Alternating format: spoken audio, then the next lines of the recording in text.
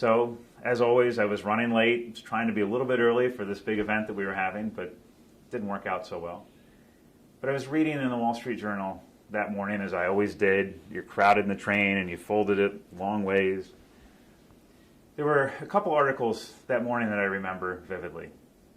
The first was an article about a leader of the Mujahideen in Afghanistan, which I had loosely followed. I had a degree in political science. I loved understanding what was going on in the world. And there was a leader who had been killed the day before in Afghanistan, and one who had opposed what was going on with Afghanistan. I was always amazed that nobody ever really had control of that area. I read that article and I thought, okay, that's interesting.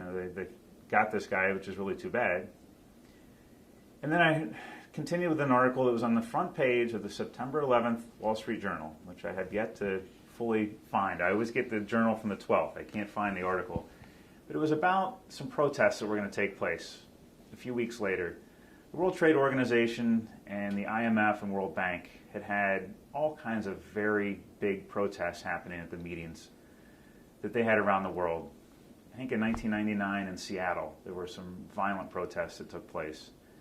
They were planning another one, I believe, in Washington a few weeks later. And I was reading all the different preparation that was taking place by the government to make sure that there were no violent protests, nobody was hurt. And I read this article.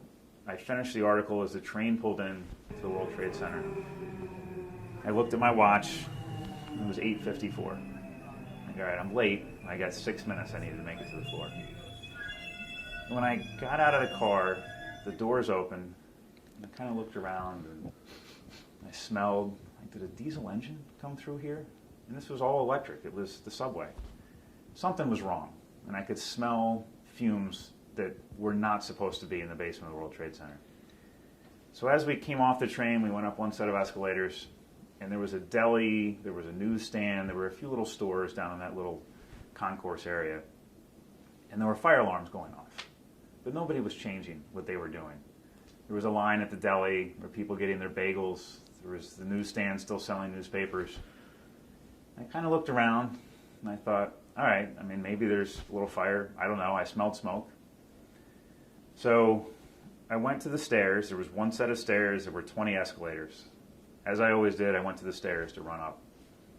And as I was going up the stairs, I ran into one of my friends, Joe Berg. And I saw Joe, and I thought, Joe, what's going on? So we get to the top of the stairs, and there's some of the kind of the rent-a-cop security people, the private security guys in the World Trade Center, were telling people, go out the door, go out to the right. That area was a mall of stores, there were delis, there were all kinds of different restaurants, a lot of shopping underneath the World Trade Center. When I got to the top of the stairs, I see these people directing us out to our right. And I look over my right shoulder, and I just read this article about these protests. And I thought, there's burning papers in this lobby. I could see into the World Trade Center lobby, and there's smoke, and I see papers on fire, and I thought, what is going on? I mean, I just read this article. Are they protesting here already? So Joe and I start to walk out, and as we come out of the mall area in between the two World Trade Center buildings, I see papers flying in the sky, and it looked like someone had taken a blowtorch to a filing cabinet. All the papers were charred on the outside. The middle of the paper was perfectly intact. But I just see this snowstorm of paper flying. And somebody said, an airplane hit the World Trade Center.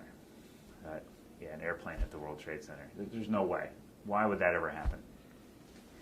And I look up over my left shoulder, and I see flames shooting out of the building. At this point, I look at Joe, and I said, I don't know what's going on, but let's get out of here. Let's get to the exchange. I have no idea what this means, but it's not good. Now, were you in the building that was hit by the plane? We were underneath the World Trade Center in the Path Center. Okay. So at the time, you're probably in the middle of the two buildings where the Path came in. But when I looked over my shoulder and had seen those embers in the lobby of the World Trade Center, that was just to my right, maybe 100 feet behind me. And I would never go into that area. We just came up through the mall and went out to go to the exchange. So as I crossed the street to leave, there's a cab who would run up onto the sidewalk. He was probably driving down the street and just ran off the road. He had seen what had happened. Joe and I kind of parted ways at that point because, silly me, I was going to the deli to get my milk and my bowl for my cereal. That was my routine. That's what I did every day. Right. As I was going down Broadway, the point that I knew there was a problem was there was a long line for a payphone. People were still waiting in line at payphones, but you never had a line. But that day there were probably 30 people waiting to use the phone to make a call because something had happened at the World Trade Center. Maria Bartiromo was in that line. And I said, if the anchor from CNBC is standing in line for a payphone, something is very wrong. They had every communication tool at their disposal in the New York Stock Exchange, but she had to come outside to use a phone. Still, I continued to the deli. I walked by the exchange. I went down a little alley that I always went to. And as I stepped into the deli, the second plane hit. At this point, it was 9:03, so I was late. I'm stepping into the deli, and I've never felt the earth shake like that in my life. It was a sound and a feeling that I'll never forget. I stood there for a second, not knowing what to do. And you could not see the World Trade Center from there because it was deep in the canyons of Wall Street. It was probably only 6 blocks away. But we were being showered and pelted by pieces of glass and metal. It felt like BBs. You felt that something had exploded. It was hitting you. It was not a good feeling. I went into the deli. I still got my milk. I bought it. I came out 30 seconds later. Everybody was kind of in a panic. Now, at that point, I was going in a back entrance to the exchange. There were 4 buildings that made up the exchange. I was in one that was on Broad Street and had an entrance where I hung my coat that I wore during the day. And as I walked into the building, they said, we're evacuating. Everybody out. So I didn't know what to do. I wasn't with my company. They were on another building, but I was going to walk through the exchange to get there. And I said, all right, we're evacuating. I've got to get out of here. I don't know where to go. I started, at this point, I was out on Broad Street, and I was trying to call Nicole. I did have a cell phone. I was trying to get through to her, but there were no circuits available. It was constant busy signals. There was no way I could do it. I didn't know what she knew. I didn't know where she was. At one point, I left a message on the answering machine that I was okay. It was very short, but I couldn't get to her. I was able to call my dad in West Virginia. Those circuits were still going. I said, Dad, I'm okay. I'm leaving. I'm walking right now. I don't know where we're going, but we're leaving the area. But at this point, you really didn't know what happened yet. You were just kind of going through the motions of trying to be normal. I was, and we couldn't see it. Right. Because of where I was, we were hidden from the view. Right. There was papers flying everywhere. The entire area of Lower Manhattan was covered with papers. It made no sense. It was something that was very, very surreal. I'm a kid from West Virginia. There were a lot of things that I'd never seen in life. Now, I was there in 1993 when the first bombing of the World Trade Center took place in the parking garage. And I remember that feeling. We were working on the floor. I was in the main room at the time. And we felt the earth shake. We weren't really sure what happened. I think there was a power outage. We were able to get our backup power on. I remember that day where they told us it was a transformer that had blown up, but the PATH train was not running, because again, that was in World Trade Center, and we had to walk up to another station up in Greenwich Village. It was a long walk that day. And so I kind of went back to those memories of when that had first happened, but I didn't think it was a bombing. Certainly didn't understand what was going on. Well, I started walking towards the South Street Seaport at that point, just down Wall Street, and there were all kinds of people leaving buildings, masses of people walking all over the city at that point. I headed to the seaport, and when I got there, I ran into some people that I used to work with at Spearleads and Kellogg. And I ran into a few of them, and they said, we've just heard that one of the buildings is teetering. It's ready to fall over. We don't know what's going on. And at this point, I was very scared, thinking how tall those buildings were, not knowing what direction it was going to fall.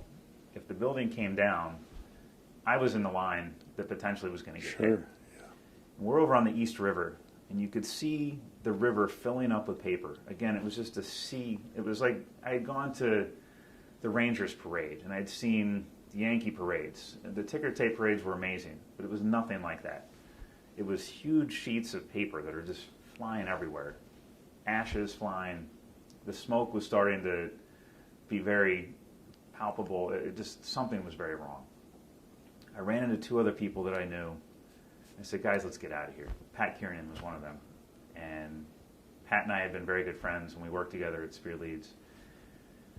So we started walking north. We got on the FDR Drive. And the only thing I can think of at this point is that there's 30,000, 50,000 people in those buildings. How can they possibly get out? I'm a kid from West Virginia. I don't want to be around trouble. I don't want to see what's going on. Now, at the same time I left, my friends, and I didn't know this until later, who worked for JJC on the floor, were stuck in the exchange. They were not allowed to leave. Certain buildings did different things. There were 4 buildings connected. The building I tried to come in evacuated. The main room did not let anybody out. They locked everybody down inside the exchange. But there were some of the guys that I worked with who went to watch it happen. I didn't want to be anywhere near it. They see that the building's burning, and you're just drawn to it, just like an accident on the freeway. They were drawn to what was going on. They went over very close to the World Trade Center to see things. I didn't want to be anywhere near that. I wanted to get away from harm. We started walking up the FDR Drive, and we were in the middle of the FDR Drive, which is typically loaded with traffic. The only traffic that was on that road was heading south, and it was all emergency vehicles. It was ambulances, fire trucks. Everything kind of stopped, and you realized that something different was happening. So as we're walking up, literally the middle of the FDR Drive, I'm with Pat and our other friend. Somebody at that time had a BlackBerry, which was not nearly as common. I still couldn't make any phone calls. My wife knew I was okay, and Nicole was at least happy that I was alive. Somebody had a BlackBerry, and they received an email that the Pentagon had been hit. That was the point where we all realized this is an act of war. We have now seen something that none of us have ever experienced in our lives. We knew something really bad was happening.